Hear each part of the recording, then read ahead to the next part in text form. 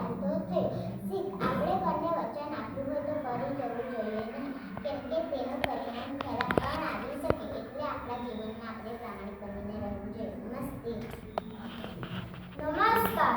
મારી વાર્તાનું નામ છે કુકડી પડી રંગમાં. કુકડો અને કુકડી વહેલી સવારે ફરવા નીકળ્યા.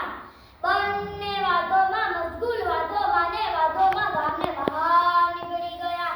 ગામના પાદરે રંગાલાના ઘણા ઘર. રંગાલાના ઘણા ઘર હોય એટલે રંગના હોશ તો હોય જ ને. કુકડાને ચાલતા ચાલતા કુકડી ટીખળ કરવાની ઈચ્છા થઈ. તેણે ટીખળ કરી. ટીખળથી કુકડી ખૂબ